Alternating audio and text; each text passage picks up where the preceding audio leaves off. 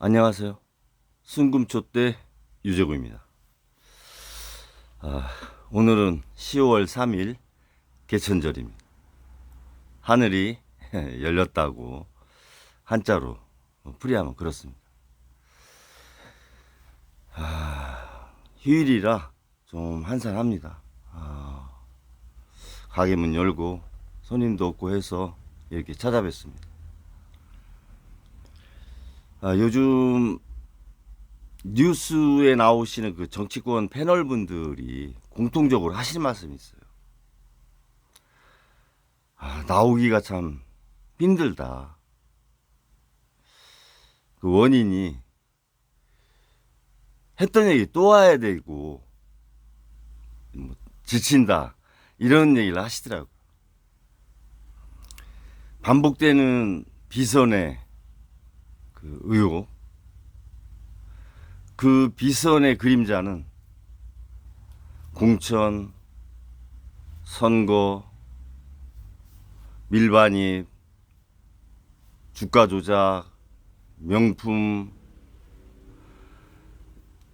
안 뻗치는 데가 없는 거죠. 한 사람에 대한 얘기를 지속적으로 나오는 의혹에 대해서 제기해야 되다 보니까 패널들도 지치는 거예요. 저는 그 부분 이해가 갑니다. 저도 이거 유튜브 하면서 동영상 올리는데 같은 얘기 똑같이 이렇게 하긴 좀 어려운 거죠. 주제를 잡아서 이렇게 이제 올려야 되는데 심판을 해야죠. 벌을 내리고 책임을 묻고 그러기 위해서는 국민들이 저항해야 됩니다. 그것이 말로 아닌 행동으로 해야 됩니다. 전국적인 권리가 있어야 되고요. 민주당이 그래서 좀 아쉬운 부분이 있어요. 그런 조직력을 활용하지 못하는 부분. 다시 한번 행동하는 야당이 되시라 말씀을 드리고요. 오늘은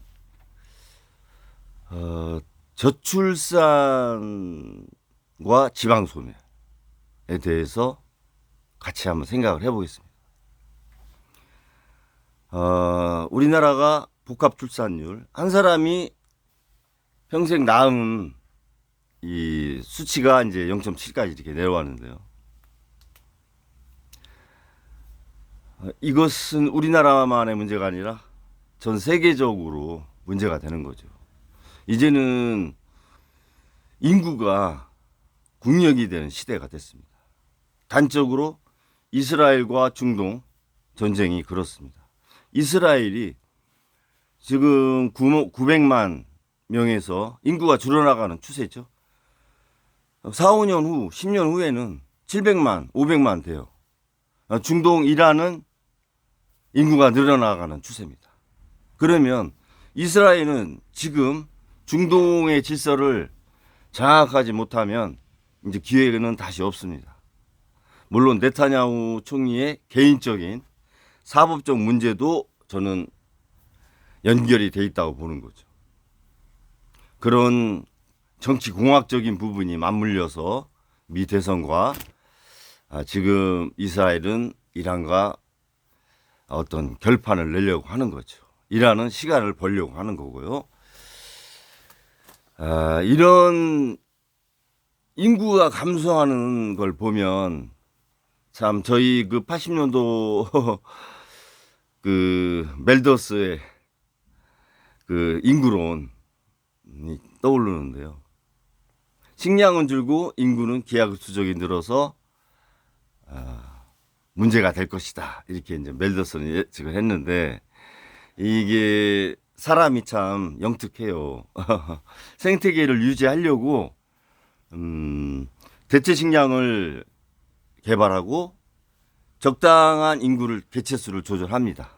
그리고 너무 많으면 전쟁을 한다든가 또 자연재해도 일어나서 인구가 이렇게 적절하게 유지돼야 되는데 이제는 그것이 감소하는 추세로 돼 있어요. 왜 그러면 감소하느냐? 그거를 한번 생각을 해봐야 돼요. 물론 우리나라만 놓고 보면 이 삶의 질이 나아질수록 자신의 한 개인으로서의 자아 실현의 욕구가 있는 겁니다. 사람이 본능 욕구가 있죠. 먹고 자고 성욕 그런 기본적인 욕구가 있어요. 본능. 그러면서 사회적인 안정을 추구하죠. 그러면서 자아 실현을 또 하는 것이 목표의 순위라고 봐집니다. 우리는 지금 사회적인 안정을 찾아가는 목표에 많은 분들이 도달하지 못하고 있어요. 자아 실현을 하신 분들은 그렇게 많지 않다고 봅니다. 선진국도 그렇게 많지는 않아요, 사실. 그게 돈이 많다고 해서 되는 거는 아니거든요. 어떤 가치이기 때문에. 이 사회적인 안정이라는 게 사실 의식주거든요. 먹고 자고 있고. 어떻게 보면 절대적인 삶, 그 자체가 위협받는다는 거죠. 그런 삶의 질을 좀 높이고 싶은 거예요, 인간은. 조금 나아지면. 그거는 본능이라 어떻게 할 수 없습니다. 13평에 살다 좁아지는 걸 느끼면 20평, 24평, 30평으로 가보고 싶은 게 인간의 욕망이죠. 그것 때문에 지구는, 세계는, 한국은 발전할 수 있는 겁니다, 사실. 발전의 원동력이면서도 어떤 같이 살아나가는데 상당히 이 발목을 옥죄는 그런 거로도 작용한 아이러니가 있는 거죠. 그러다 보니까 애를 많이 안 낳는데 그 출발은 어디냐? 저는 조기 퇴직에 있다고 봅니다. 우리가 50대 초반 대기업, 공기업은, 공무원은 60대 초반이면 다 나와요. 그러면 평균 수명이 85세면 20년, 30년의 시간이 남아 있습니다, 인생이. 생물학적 몸은 왕성하게 일할 때예요, 그때도. 지금은 70세, 75세까지도 건강하게 일을 하시거든요. 그런데 퇴직하고 나와서 그냥 대책 없는 노후를 간다는 건 어렵죠. 그래서 자기 개인적인 일을 하게 됩니다. 그 중에 택하는 것이 자영업이죠. 그 자영업을 하는데 혼자는 못해요. 그렇다고 직원을 써서 하기도 상당히 어렵습니다. 직원 한 명 쓰려면 매출이 한 1,000만 원 올라야 돼요. 한 달에. 하루에 30만 원씩 벌어야 한 명을 쓸 수 있어요. 그게 자영업이 쉬운 게 아니거든요. 그러면 결국 가족이 하는 겁니다. 자기 부인하고. 그러다 보니까 자녀가 결혼해서 애를 낳는 때인데 육아를 못 해주는 거예요. 돌봄도 못 해주고.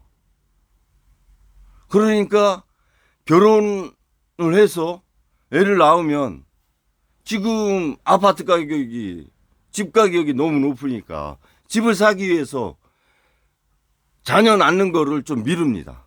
5년 후에 낳자. 조금 벌고. 왜? 엄마 아버지가 자영업을 하시기 때문에. 돌볼 사람이 없습니다. 그렇다고 혼자 자기 남자만 벌어가지고는 어린이집이나 유치원 보내는 게 버겁거든요. 그러면 맞벌이를 해야 됩니다. 그래야 생활하고 보험료 내고 집을 마련할 돈을 만들어 갈 수 있습니다. 그것도 상당히 10년 넘게 해야.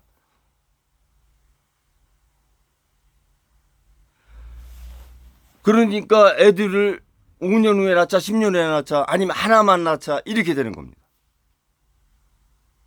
그래서 복합 출산율이 1명도 안 되는 거예요. 그리고 결혼도 그런 신혼부부를 보고 부모를 보면서 결혼도 미룹니다. 돈을 벌어서 좀 하겠다. 아니면 혼자 사는 것도 삶의 한 가지 방법이다라고 문화로 자리 잡습니다. 그것이 나쁘다라고만 이렇게 옳고 그름의 문제는 아니라고 봐요. 저는 선택의 문제인데, 국가나 공동체를 위해서는 생태계라는 것이 있거든요. 이렇게 남녀가 어우러져서 가정을 꾸려서 기업이 생기고 정부가 이렇게 생기는 경제 주체가 형성이 되는 것이 국가 생태계입니다. 근데 가게라고 하는 생태계가 온전하게 자리 잡지 못하는 거죠. 남녀가 어우러져서 자녀를 낳고 그것이 하나의 생태계인데, 그리고 대를 잇고 이렇게 가야 되는데 홀로족이 많이 생기고 자녀를 안 낳고 다음 세대를 이어주지 못하니까 그 조기 퇴직이라고 하는 부분에 대해서 저출산위원회는 고민을 좀 하셔야 돼요. 왜 저출산의 근본 원인이 어디인가? 지방소멸도 마찬가지입니다. 삶의 질이거든요.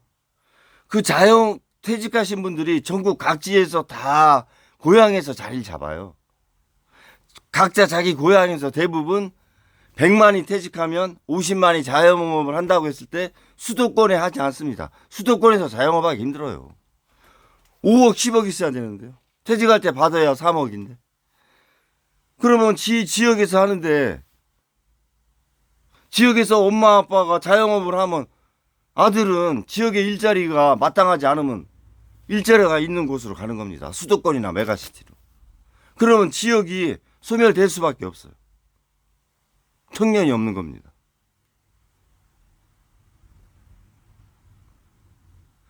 그런 시발점이 어딘가? 저출산과 지방소멸의 시발점이 어딘가? 이 부분에 대해서 고민을 정부가 할 필요가 있다. 저는 그렇게 봐집니다. 조기퇴직. 그래서 조기퇴직을 하는 거에 대해서는 그것도 하나의 생태계거든요. 기업이 이윤이 나지 않는데 사람을 그냥 안고 갈 수는 없어요. 적자를 보면서 기업이 갈 수는 없는 겁니다. 그러면 국가나 민간 대기업에서 그 퇴직자에 대한 새로운 산업을 발굴해야 됩니다. 실버 산업, 시니어 산업.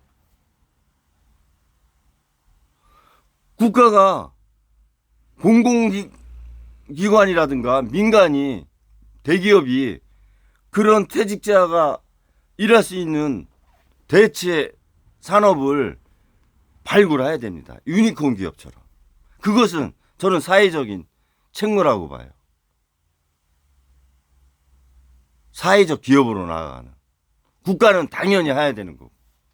그 부분에 대해서 민관이 고민을 할 필요가 있다. 이렇게 봐집니다. 그리고 한 가지. 우리나라에 500대 기업이나 1000대 기업이면은 괜찮은 기업이거든요. 물론 외부 감사 기준 한 개 기업이 16.4%라고 하더라고요. 외부 감사를 받는다는 건 자산이 70억 이상이면 외부 감사를 받아야 돼요. 주주총회에서 작년도에 전 회계연도의 경영 성과와 재무 상태, 손익계산서 대차제표를 공시를 해야 됩니다. 회계법인에서 의견을 받아서 적정 의견, 한정 의견, 부적정 의견. 그래서 신문에 이렇게 이제 3월이면 나죠. 12월 30일까지 그 회계 기간인데는 법적으로 90일 안에 그렇게 신문에 일간지에 내게 돼 있습니다. 자산 70억 이상. 그런 70억 이상의 기업 중에 16.4%가 한 개 기업이다. 영업을 해서 이자도 못 내는 기업이다. 위험한 거죠. 그만큼 기초 체력이 문제가 있다 이렇게 보는 겁니다. 그러니까 주식도 어려움이 있는 거고. 왜 안 오르냐라고 이렇게 그냥 할 건 아닌 것 같아요. 안을 들여다봐야 된다. 그래서 저는 충청북도가 100대 기업 중에 3곳밖에 없어요. 충청북도에 100대 기업이 3곳밖에 없습니다. 충청북도가 GDP의 4%를 차지해요. 그러면 4개 정도 있어야 되거든요. 근데 3개밖에 없어요. 저는 지방 소멸의 대응 방안으로 1000대 기업 중에서 우리나라 지자체가 253개 아니에요? 각 지자체당 그 중소 대기업이 자매 결연을 맺어서 같이 상생하며 발전하는, 지자체는 토지와 노동력을 제공하고 중소대기업은 자본을 투자하는 형태로 공동 발전을 위한 그런 모델을, 지방 소멸 대응 전략 모델을 국가나 중소대기업이 좀 현실적으로 실천을 해줬으면 좋겠습니다. 이 정부가 공공기관, 예를 들어서 산업은행을 부산으로 간다고 해서 부산이 뭐 이렇게 갑자기 발전하는 게 아니거든요. 결정적으로 부산은 신발 사람이 무너졌고 국제가 해체되면서 이건희 회장 삼성 있을 때 삼성 자동차가 무너지면서 그냥 부산 자체 경제가 하향으로 탄 겁니다. 그 정도로 대기업 역할이 중요한 거거든요. 그래서 그런 뭐 압력을 가하라는 게 아니라 서로 상생하면서 서로의 시너지 효과를 낼 수 있는 그런 지역 균형 발전 전략 또는 지역 소멸 극복 방안, 중소대기업과 지방과 자매 결연을 맺는 한 곳 아니면 2곳씩 그런 제안을 한번 드리고 싶고요. 국가나 정부에서는 공공부문을 한 5, 60개 만들어서 거기서 나는 수익을 저소득 20% 계층, 정말 그 산업화 과정에서 제외됐던, 소득과 자산의 양극화에서 제외됐던, 그 배분에서 제외됐던 분들한테 좀 재배분을 하셔야 돼요. 그거 안 하면 우리나라 복지사회로 가기 어렵습니다. 그런 부분도 좀 고민을 해 주십사 하고 말씀을 드리고요. 더불어서 지금 재외동포청이 작년 6월에 이렇게 신설이 됐죠. 1년이 좀 넘었는데 이민자나 해외에 이민 가신 분들, 동포분들 권익 보장, 안전 보장, 또 삶의 질 이런 거에 대한 전반적인 사항을 맡아서 하시는 것 같은데, 뭐 제가 볼 때는 70%는 재외동포, 30%는 이민자들 관리를 이렇게 무게중심을 둔다고 봐요. 뭐 물론 동포에는 우리나라는 그 재외동포청이 속지주의가 아니라 속인주의. 그러니까 해외 나가 있으면 국적이 아니어도 우리나라 사람이면 그냥 이렇게 재외동포로 보는 거로 이렇게 알고 있습니다. 그래서 700만이 되죠, 재외동포가. 그러면 30%의 그 이민자 정책을 지금 저출생 대비로 이제 가시는 것 같은데, 영국이나 프랑스, 독일, 유럽이 이민자 때문에 상당히 사회적 갈등을 겪죠. 그 외경나 그 이민자 정책을 먼저 시행한 나라의 성공 사례와 실패 사례를 잘 분석을 하셔야 돼요. 그 갈등의 출발이 어디냐면 이민자 2세대가 나올 때가 됐어요. 영국이나 프랑스, 독일 같은 데는 20년이면 이민자 2세대가 나올 때가 된 거죠. 그 사람들이 사회에 나올 때가 된 거예요. 그 사람들이 사회에 나와서 일자리를 찾아가죠. 그러다 보니까 원래 있던 프랑스, 독일, 영국 국민들이 일자리가 위협을 받는 거죠. 그러다 보니까 갈등이 생기는 겁니다. 이민자 2세대하고. 그것이 이민자들과 이제 갈등이 생기는 거죠. 그게 이제 폭동으로 일어나고. 그러면서 국가가 17년씩 영국 같은 경우는 성장을 하지 않아요. 1인당 GDP가 46,000에서 머물러 있어요, 그냥. 미국은 그 당시 46,000에서 지금은 76,000까지 갔는데 영국은 17년째 발전을 하지 않고 있습니다. 빈부격차는 어마어마하게 나요, 지금. 절대 빈곤에 허덕이는 영국 저소득층이 엄청나게 많이 있습니다. 그러니까 그 저소득층은 이민자가 우리 삶을 뺏은 거다, 이렇게 생각하는 거죠. 프랑스도 그런 조짐이 있고 이제 그런 조짐이 전 유럽에 퍼지는 거죠. 호주는 유학생이 너무 많아서 아파트 같은 데를 이렇게 살다 보니까 부동산이 올라서 경제가 문제가 되니까 유학생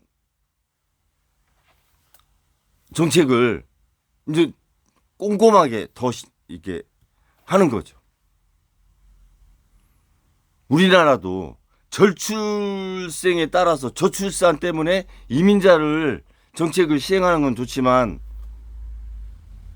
그 이민자 관리가 잘 돼야지. 그러지 않으면 10년, 20년 후에 우리나라의 저소득층 20, 30%를 이민자가 지배할 수 있다. 그랬을 때 느끼는 20, 30%의 우리나라 저소득층은 정부에 대해서 어떤 감정을 가질까요? 반정부 감정이 되는 거죠. 영국이나 프랑스처럼. 그럼 폭동, 봉기 일어나는 겁니다. 그런 부분들을 좀 세심히 살펴서 저는 이민자 정책을 하셔라, 이런 말씀을 드리고, 지금 노무현 정부 2004년부터 올해까지 400조를 썼어요. 1년에 20조씩. 그 당시 2%가 넘었어요, 복합 출산율이. 그런데 지금 0.7%예요. 그 400조 어디 갔습니까? 1년 예산의 3분의 2인데, 우리나라. 웬만한 국가의 예산이에요. 대만의 1년 예산하고 똑같아요, 400조. 그런데 오히려 출산율은 떨어졌잖아요. 밑 빠진 독에 물 붓는 겁니다.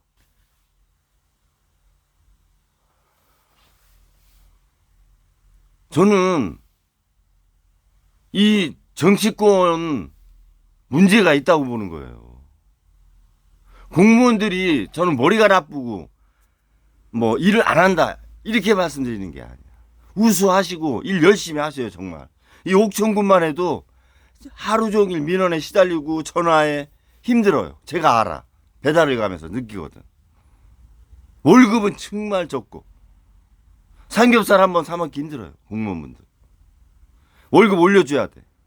아니, 구군장병 월급이 병장이 200만 원인데 구급 공무원이, 한번 비교해 보세요. 그분들이 일할 맛이 나나. 정책을 수립하시는 분들,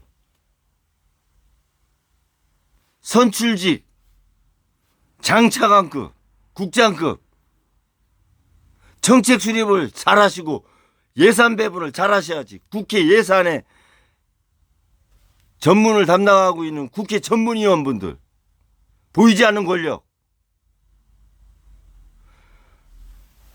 그분들 감시해야 돼요. 수석 전문위원, 그분들은 정말 초선위원 3명도 못 당해내. 제가 볼 때는 보이지 않는 권력이야. 보좌관, 국회의원 보좌관. 이 투명화해야 된다. 그리고 정책 수립을 할 때 인기 위주나 지지율에 얽매이지 말고 조금 10년, 20년 보고 하셔야지. 당장 5년의 그 임기에 어떤 성과를 내려고, 보여주려고, 총선에서 이기려고 돈 몇 조 원씩 쏟아붓고 이런 거 하지 마시라는 거야. 그래서 저는 지방자치제 단체장들, 의원들, 광역시 단체장 의원들도 마찬가지예요. 당적 없이 나오시라 이거야. 이제 국회의원만 당적 갖고 나가고 당적 없는 지방 선거가 돼야 된다. 인재 위주의 그런 말씀 드렸어요. 지난 동영상에서. 지방자치제가 발전하기 위해서. 그리고 중소대기업과 자매결연해서 같이 상생하는 지방 소멸 극복, 균형 발전을 하려면 지방재정권 24%에서 40%로 상향 조정을 점진적으로 하셔야 돼요. 그래야 지방이 극복을 할 수 있어요.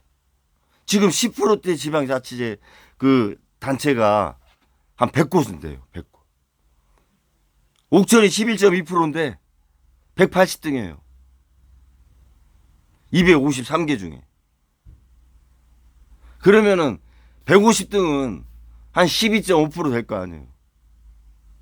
그게 지방자치제입니까? 지방 그게 자치예요? 10%밖에 안 되는 게. 그래서 좀 넓게 보시고 일단은 정치가 안정이 되셔야 되는데 이 내부 갈등이 너무 심하고 지금 현 정부 심판 받아야 돼요. 그리고 잘못한 거에 대한 책값 받으셔야 돼요. 그러지 않으려면 본인이 먼저 선택해서 결정을 하셔야 되고 이렇게 해서 가면 본인하고 본인 일가족 퇴임하고 좋은 모습일까요? 국민이 용서하기 어렵습니다.